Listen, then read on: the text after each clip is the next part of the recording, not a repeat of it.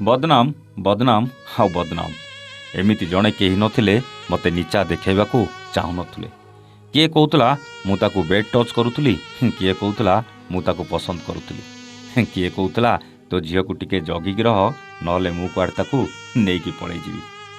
କେଉଁ ବାପା ମା ଏମିତି କଥା ଶୁଣିଲେ ତାଙ୍କ ଝିଅକୁ ମୋ ଅଫିସରେ କାମ କରିବାକୁ ଛାଡ଼ିବେ ଆଜ୍ଞା? କିଏ କହୁଥିଲା ତମ ଝିଅକୁ ଛାଡ଼ିଛ, ତମେ ବୁଝିବ, ଆମକୁ ପରେ କିଛି କହିବନି। କିଏ କହୁଥିଲା ମୁଁ ତାକୁ ନୁହେଁ ତା ସମ୍ପର୍କୀୟକୁ ଭଲ ପାଉଛି। କିଏ କହୁଥିଲା ମୁଁ ତା ଲକ୍ଷ ଲକ୍ଷ ଟଙ୍କା ଖାଇଯାଇଛି, ତ କିଏ କହୁଥିଲା ମୁଁ ତତେ ଚିହ୍ନିନି। ଯିଏ ଯାହା ପାରୁଥିଲା ବଦନାମ ଦେଇ ଚାଲିଥିଲା। କାହିଁକି ଜାଣିଛନ୍ତି? ଆଗ ଭଳି ମୋ ପାଖରେ ତାଙ୍କୁ ତାଙ୍କ ମନପସନ୍ଦର ଜିନିଷ ଦେବାକୁ ମୋ ପାଖରେ କିଛି ନଥିଲା। କାରଣ ମୋ ପରିସ୍ଥିତି ମୋତେ ଟିକେ ଧୋକା ଦେଇଥିଲା। କିନ୍ତୁ ମୁଁ ହାର ମାନିବାକୁ ପ୍ରସ୍ତୁତ ନଥିଲି। ପୁଣି ନିଜକୁ ସେଇ ଜାଗାରେ ପହଞ୍ଚାଇବାକୁ ଅନେକ ଚେଷ୍ଟା କରୁଥିଲି ଭାଇ। କିନ୍ତୁ ଏ ନିଜର ଲୋକମାନେ ମୋତେ ଏମିତି ବଦନାମ ଦେଇ ମୋ ମନୋବଳ ଭାଙ୍ଗିବାକୁ ଚେଷ୍ଟା କରି ଚାଲିଥିଲେ। କିନ୍ତୁ ଶେଷରେ ମୁଁ ଏମିତି ଗୋଟେ ବଡ଼ ପଦକ୍ଷେପ ନେବାକୁ ବାଧ୍ୟ ହୋଇଥିଲି। ଜାଣିନି ସେ ପଦକ୍ଷେପ ନେଇ ଭୁଲ କରିଛି କି ଠିକ୍ କରିଛି। କଥାଗୁଡ଼ା ଟିକେ ଅଡ଼ୁଆ ଅଡ଼ୁଆ ଲାଗିଲା। ବୁଝିବାକୁ ତାକୁ କହିଲି ପୁରା କଥା କୁହନ୍ତୁ। ସେ କହିବା ଆରମ୍ଭ କରିଥିଲା। ସେଦିନ ମୋର ଜଣେ ଖାସ୍ ଲୋକକୁ ଭୁଲ ରାସ୍ତାରୁ ଠିକ୍ ରାସ୍ତାକୁ ଆଣିବାକୁ ଯାଇ ନିଜକୁ ବଦନାମ କରିବାକୁ ପଡ଼ିଥିଲା। ସେ ରାସ୍ତା ଭଟକି ଯାଇଥିଲା। ସବୁ ଜାଣିଲା ପରେ ତାକୁ ରାସ୍ତାରୁ ଆଣିବାକୁ ମୋତେ ଟିକେ କଠୋର ହେବାକୁ ପଡ଼ିଥିଲା। ହେଲେ ସେ ରାସ୍ତାକୁ ଆସିବା ପୂର୍ବରୁ ଆଗ ମୋତେ ବଦନାମ କରିଥିଲା। ମୋ ନାଁରେ ମୋ ମନର ମଣିଷ ପାଖରେ ଅନେକ କଥା କହିଥିଲା। ମୁଁ ତାକୁ କୁଆଡ଼େ ବ୍ୟାଡ୍ ଟଚ୍ କରୁଥିଲି, ତା ଉପରେ କୁଆଡ଼େ ଖରାପ ନଜର ପକାଉଥିଲି। ଆଉ ମୋ ମନର ମଣିଷ, ମୋ ଜୀବନଠୁ ଅଧିକ ଭଲ ପାଉଥିବା ମଣିଷକୁ ଛାଡ଼ି ତାକୁ କୁଆଡ଼େ ପ୍ରେମ କରିବାକୁ ତା ପଛରେ ପଡ଼ିଯାଇଥିଲି। ଏ ଘଟଣା ପରେ ମୋ ମନର ମାନସିକତା ମୋତେ ସବୁବେଳେ ସନ୍ଦେହ କରିବା ଆରମ୍ଭ କରିଦେଇଥିଲା। ଦିନେ ଯିଏ ମୋତେ ସେହି ଖାସ୍ ମଣିଷ ସହ ମିଶିବାକୁ ବାଧ୍ୟ କରୁଥିଲା, ଆଜି ତା ସହ କଥା ହେଲେ ସନ୍ଦେହ ଆଖିରେ ଦେଖୁଥିଲା। ଦିନେ ମୋ ପ୍ରିୟାଟା ତାର ସେ ଖାସ୍ ମଣିଷ ଉପରେ ମୁଁ ରାଗିଗଲେ ମୋ ଉପରେ ଅଭିମାନ କରୁଥିଲା।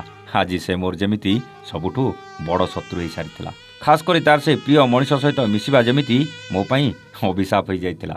ଦିନେ ମୋ ପ୍ରିୟାର ଖାସ୍ ମଣିଷଟା ନିଜ ଭୁଲ ବୁଝିପାରିଥିଲା। ଆଉ ମୋ କଥା ଠିକ୍ ବୋଲି ଭାବି ଭୁଲ ରାସ୍ତାରୁ ଠିକ୍ ରାସ୍ତାକୁ ପଳାଇ ଆସିଥିଲା। ଆଉ ଯେତେବେଳେ ସେ ମୋତେ ଠିକ୍ ବୁଝିଲା ଆଉ ମୋ ସହ ଅତି ଖାସ୍ ହୋଇଗଲା, ସେତେବେଳେ ମୋ ପ୍ରିୟା ଆଖିରେ ମୁଁ କେବଳ ଗୋଟେ ସନ୍ଦେହ ହୋଇ ରହିଯାଇଥିଲି। ସେ ସବୁବେଳେ ମୋତେ ନଜର ରଖିବା ଆରମ୍ଭ କରିଦେଇଥିଲା। ତାଠୁ ଦୂରେଇ ରଖିବାକୁ ଚେଷ୍ଟା କଲା, କିନ୍ତୁ କିଛି ଏମିତି କାମ ଥିଲା ତା ବିନା ହେବା ସମ୍ଭବ ନଥିଲା।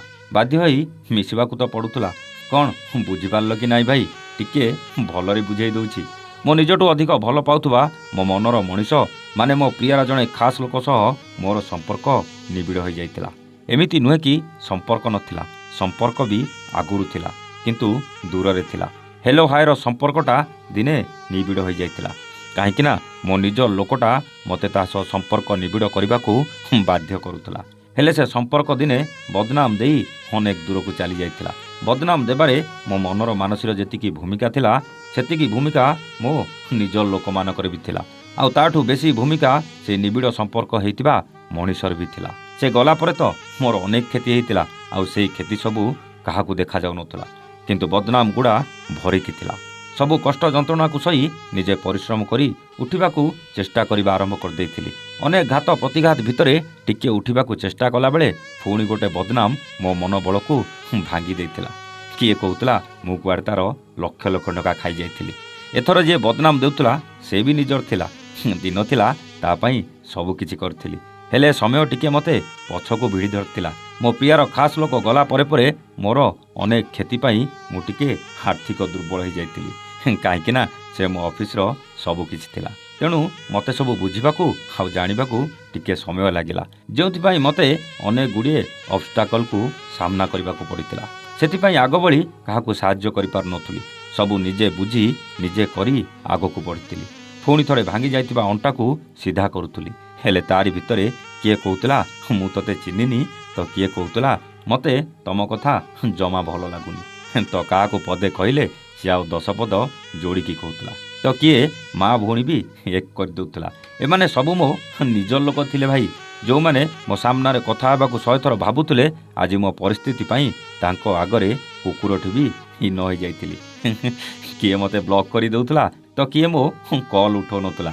ତଥାପି ହାର ମାନିନଥିଲି। ପୁଣି ଥରେ ସଫଳତାର ସ୍ୱାଦ ଚାଖିବାକୁ ଆଗକୁ ମାଡ଼ି ଚାଲିଥିଲି। କିନ୍ତୁ ଏସବୁ ପରେ ସବୁ ବଦନାମ ସହିବାର ସୀମା ଟପି ଯାଇଥିଲା। ଦିନେ ଜଣେ ମୋ ନିଜର ମଣିଷର ଖାସ୍ ଲୋକଙ୍କ ପରିବାରକୁ କହିଲା, ତୋ ଝିଅ ଆଉ ଘରକୁ ଫେରିବନି, ତା ସହ ଫେରାର ହେଇଯିବ, ତାକୁ ତୁରନ୍ତ ନେଇ ଆସ। ଆଉ ମୋ ନିଜର ମଣିଷଟା ତ ମୋତେ ବେଶୀ ବଦନାମ କରିଥିଲା। ଦିନେ ଏସବୁରୁ ମୁକ୍ତି ପାଇବାକୁ, ନିଜକୁ ଆଗକୁ ବଢ଼ିବାକୁ, ସବୁ ସମ୍ପର୍କକୁ ଭୁଲିବାକୁ ଚେଷ୍ଟା କରି ଦିନେ ସମସ୍ତଙ୍କୁ ବ୍ଲକ୍ କରିବା ଆରମ୍ଭ କରିଦେଇଥିଲି। ଯେଉଁମାନେ ମୋତେ ଖାଲି ବଦନାମ ଦେବାକୁ ଚେଷ୍ଟା କରୁଥିଲେ, କାହାକୁ ବାଦ ଦେଇନଥିଲି। ଏମିତି ନୁହେଁ କି ମୋତେ କଷ୍ଟ ହେଉନଥିଲା ଭାଇ। ମୁଁ ଯେତେବେଳେ ଜଣ ଜଣ କରି ବ୍ଲକ୍ କରୁଥିଲି ମୋତେ ବି ଭାରି କଷ୍ଟ ହେଉଥିଲା, କାହିଁକିନା ଦିନେ ମୋର ସେମାନେ ନିଜଠୁ ଅଧିକ ଥିଲେ। କିନ୍ତୁ କ'ଣ କରିବି, ବଦନାମ ସହିବା କଷ୍ଟକର ଥିଲା।